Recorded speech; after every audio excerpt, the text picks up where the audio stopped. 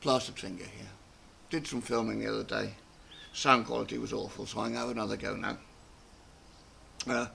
I'm going to use some of the footage because the footage is great, but I'm going to try and talk over it and do that. So, first things first, what was I doing? Well, I was getting draft in through here when the cold was closed.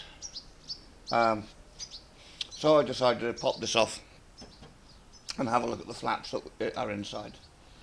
So the bit you won't hear and see is me taking this off, undoing these screws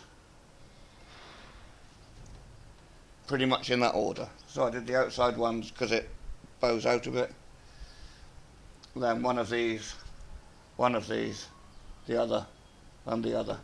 Whole thing comes off, that little black bit of plastic or metal behind, and then you get to the flaps. All that will be apparent in the actual video. Right, to the editing suite. 2 screws, a screw and a screw.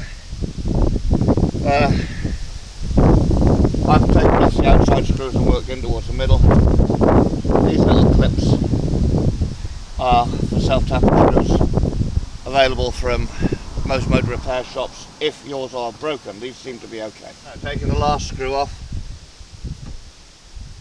Should use a bigger screwdriver than this, they're quite a big headed screw, but there we go.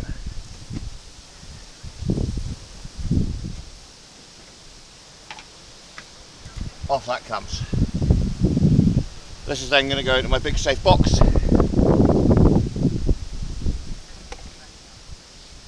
So I don't lose them. Now let's take this bit off. Okay, that comes off as one piece.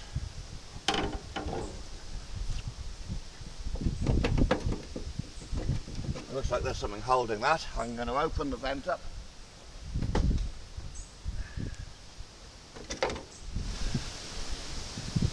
And we see what happens. Well, yes, okay. We've got the wire, we've got a circlip, we've got a bit of spring. So,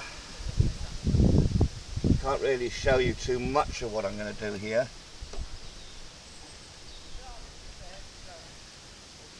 But I'll go and get a pair of pliers and I'll start again. There you've got the little metal bar, there's the spring, and there's a little split pin circlip. Yeah. So there's a little groove there that the spring sits in, and out it comes. So that's actually the clip, so it's not a circlip at all. And then, whoops, that's the bar with the ring round it that the spring sits on, and that, as you can see, is completely shot. This is the gunge that's left in the passenger side one.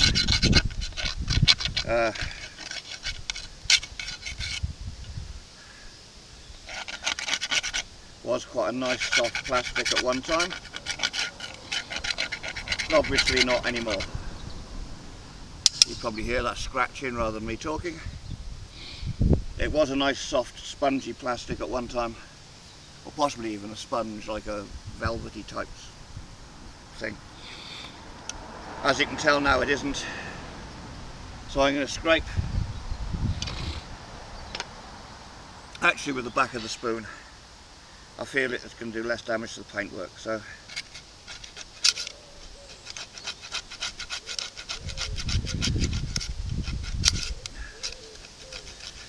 well, if you ever worked on your own VW, you know what elbow grease looks like.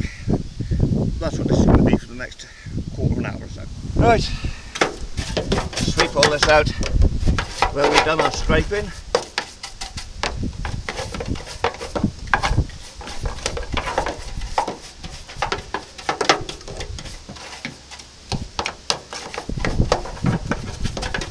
Now I'll get some rust eater onto that and a bit of touch up paint.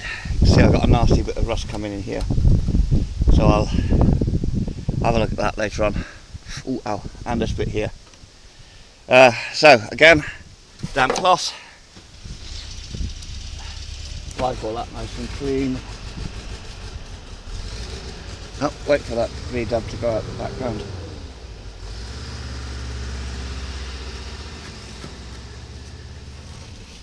Get a nice little clean. Now my original thought was to actually put some rubber back round this. But I think I won't need it. I'm going to double check with the actual, when I put the rubber on the bits now, and we'll see what actually happens. But these are the 2 strips of draft excluding. I'm going to go round each one.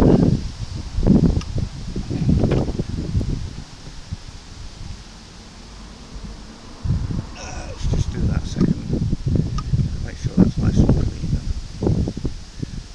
Now, because I can know that that is nylon, and so is that, if I oil them, it'll cause the nylon to swell and get sticky, so I ain't going to do that. I have to try a different adhesive with that. But I can assure you, because I've just measured it up, that those rubbers now press against the bits they should press against to seal the vent. So let's do the other one. Let's go back there, put it all back together. Right, okay, that's the little hook. The spring goes on after this has gone through here. I'm going to try and do this so you can actually see what's going on, but it might end up in shadow, and if it does, there's not a lot I can do with that, I'm afraid. So again, that bit of the spring is on the outside, just slides over and clips into place. Now obviously you can't see what I'm doing here because my hands are in the way, but can you see that? And now that spring's in place again.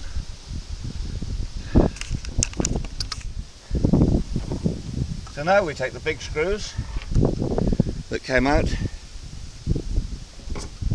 and starting this side, because you might as well start somewhere, we take this, put that there. First of all, I'm going to check to see what position I left the little blue knob in. It should be, yes it is, it should be fully open, so these little things here can be at quite an angle, which means the vent thing itself will poke up, oops, as I put the screws in, like that.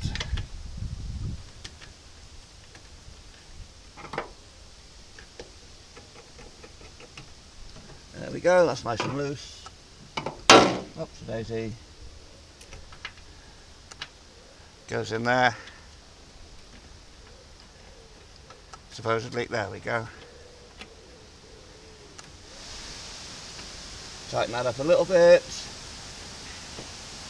So, when it comes to the second one, you'll see there's a little flat tongue there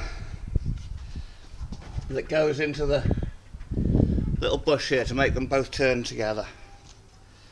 It's easier, or easiest, just to line that up. There we go. Screw holes all line up. And again,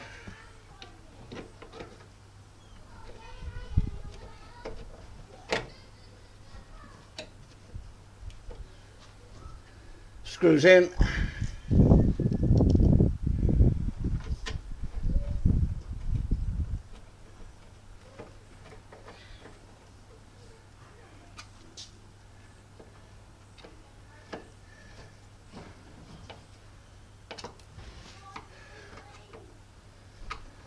and double check the tightness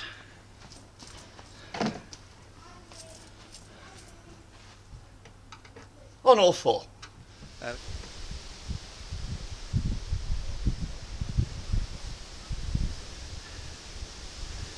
There you go, all working lovely. Now, let's put the grill back on. Black plastic grill, inside the yellow grill. It's all do with it clean really.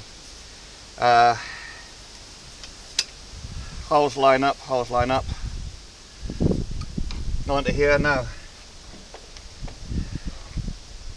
Because it's slightly bowed, I'm going to put one screw in. Whoops, put one screw in. And then, whoops.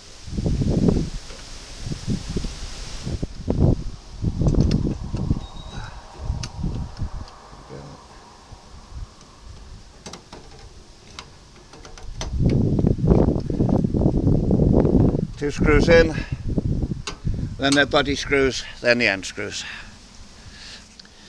Well, I didn't realise that. It's a bit of a hint for you guys. The holes don't line up. I've put the grill on upside down. I wouldn't have thought it was possible, but it is. So, off it comes again. When you see it next time, that screw hole will be up there. And we're back in the room. So, now I turn the grill over, the holes in the grill line up with the holes in the plastic, which line up with the clip in the body. Again, not fully tightened.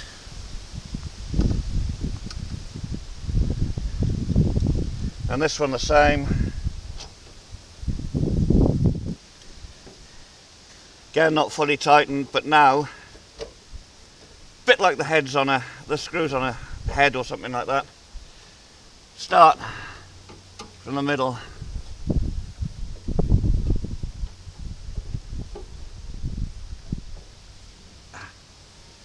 and fully tighten on your way out.